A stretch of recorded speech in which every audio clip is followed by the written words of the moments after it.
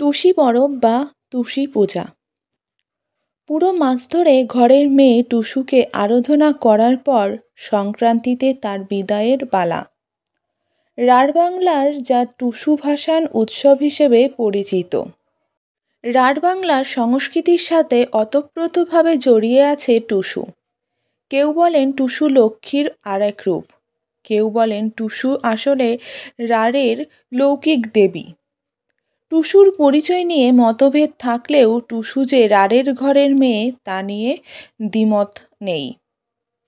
আমার টুসু রাগ করেছে, বরকে দিয়েছে আড়ি, বাপের ঘরে রইবেক টুসু, যাবে না শ্বশুর বাড়ি।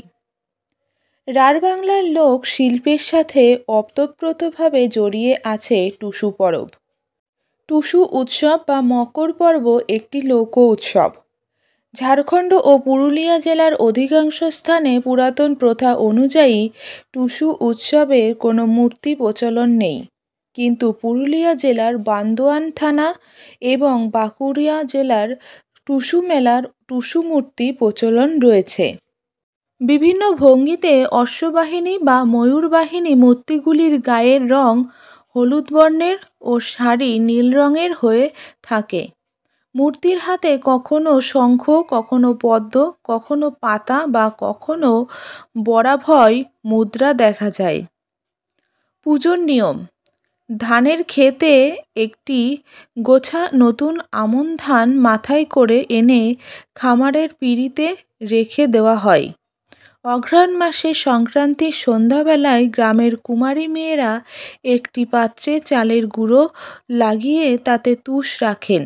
তারপর তুষের ওপর ধান, কাকুলি, বাছুরের গোবরের মণ্ড, দুব্বা ঘাস, আতপ চাল, অকন্দ, বাসক ফুল, কাঁচফুল, গাঁদা ফুলের মালা প্রভৃতি রেখে পাত্রটির গায়ে হলুদ রঙের টিপ লাগিয়ে পাত্রটিকে পিঁড়ি বা কুলুঙ্গির ওপর রেখে স্থাপন করা হয়।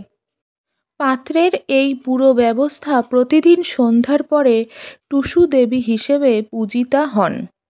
পৌষ মাসের প্রতি সন্ধ্যাবেলায় কুমারী মেয়েরা দলবদ্ধ হয়ে টুসু দেবীর নিকট তাদের ব্যক্তিগত ও সামাজিক অভিজ্ঞতা সুর করে নিবেদন করেন এবং দেবীর উদ্দেশ্যে চিড়ে, গুড়, বাতাসা, মুড়ি, ছোলা ইত্যাদি ভোগ নিবেদন করেন।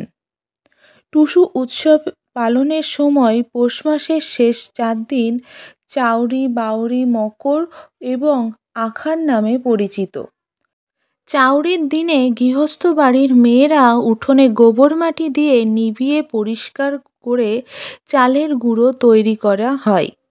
বাউরির দিন অর্ধচন্দ্রাকৃতির, ত্রিকোণাকৃতির এবং চতুষ্কোণাকৃতির পিঠে তৈরি করে তাতে চাঁচি, তিল, নারকেল বা মিষ্টির পুর দিয়ে ভর্তি করা হয়। স্থানীয়ভাবে এই পিঠে গড়গড়া পিঠে বা বাঁকা পিঠে বা উধি পিঠে ও পুরপিঠা নামে পরিচিত। বাউরির রাত 10টা থেকে টুসুর জাগরণ অনুষ্ঠিত হয়ে থাকে। মেয়েরা জাগরণের ঘর পরিষ্কার করে ফুল, মালা ও আলো দিয়ে সাজায়। এই রাতে কিশোরী কুমারী মেয়েরা ছাড়াও গৃহবধূ ও বয়স্ক মহিলারাও টুসু গানের অংশগ্রহণ করেন। এই রাতে টুসু দেবীর ভোগ হিসেবে নানা রকম মিষ্টান্ন, ছোলা ভাজা, মটর ভাজা, মুড়ি, জিলাপি ইত্যাদি নিবেদন করা হয়।